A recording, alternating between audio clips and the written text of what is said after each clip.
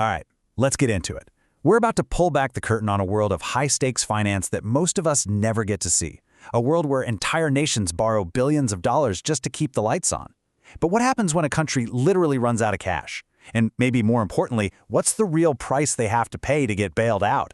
You know, it's a massive question. If you or I get into financial trouble, maybe we go to a bank, we get a loan. But what happens when it's not just one person, but an entire country? We're talking millions of citizens whose futures are on the line. Where do they possibly go for help? Well, the answer, more often than not, is this incredibly powerful global institution, the International Monetary Fund. You've probably heard it called the IMF. From Africa to Latin America, when nations are teetering on the edge of economic collapse, this is the number they call. But as we're about to see, these are no ordinary loans. So to really get what the IMF does, we first have to understand the massive problem they're supposed to solve. And that problem has a name, a sovereign debt crisis. So what is that? Well, to put it simply, it's when a country owes way more money than it can ever hope to pay back. Think of it like bankruptcy, but for an entire nation. The scale is just so much bigger, and it can throw a whole region of the world into chaos. So how on earth does a country even get to this point? Well, it's usually a perfect storm of bad things happening all at once. Maybe the government just isn't collecting enough tax revenue. Or maybe the country is spending a fortune on imported goods but not making enough money from its own exports. Pretty soon, the interest payments on their debt just get completely out of control, and their savings of foreign currency, like US dollars, just poof, run dry. And the fallout from this? It's terrifying. Seriously, we're talking about runaway inflation, where the price of milk or bread could literally double overnight. Your country's currency could collapse, making your entire life savings pretty much worthless. This isn't just some abstract problem for politicians. It's a crisis that creates massive, widespread instability for everyday people. And this is the moment the IMF steps onto the stage, acting as the world's financial firefighter. You know, the IMF was actually born from the ashes of World War II. It was created with this one huge goal: to stop the kind of economic chaos that helped lead to the war in the first place. Its whole mission is to keep the global financial system stable.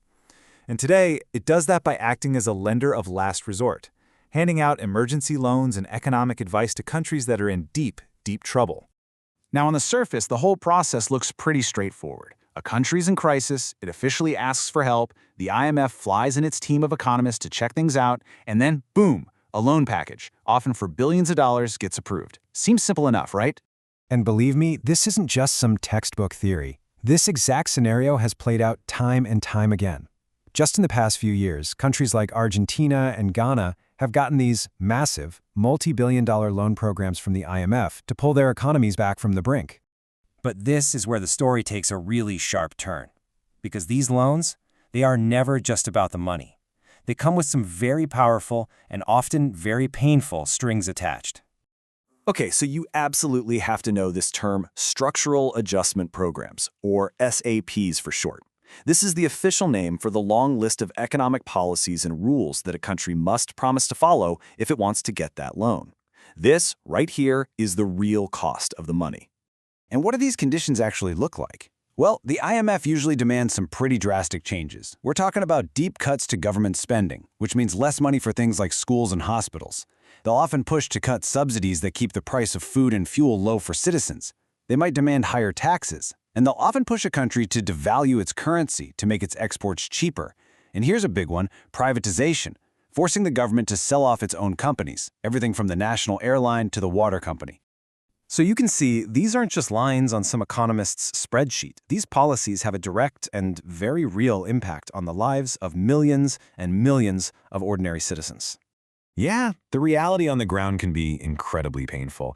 When those food and fuel subsidies get cut, the price of basic necessities can just skyrocket.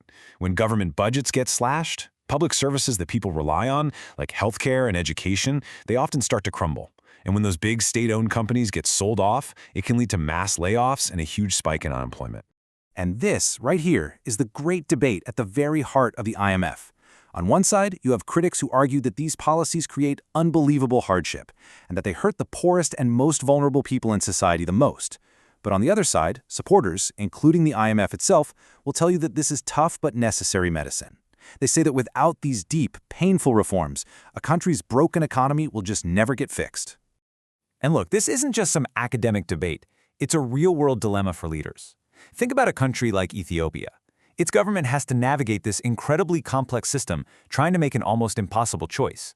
Do you impose these harsh economic policies to get your finances stable, or do you protect the social programs that your people desperately need? It's a brutal trade-off. Now, it's really important to realize that the IMF, as powerful as it is still just one piece of a much bigger, much more complicated puzzle.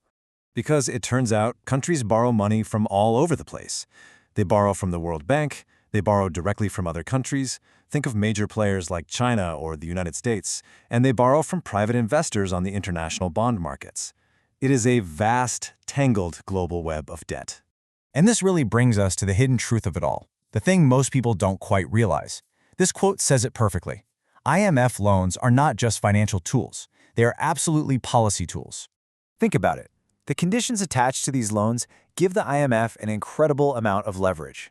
They can influence a country's national budget, its tax laws, its social spending.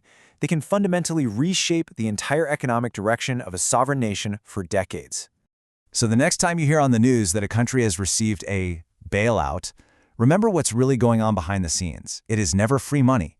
It is a fundamental trade-off, one that forces a country to ask itself a really difficult question.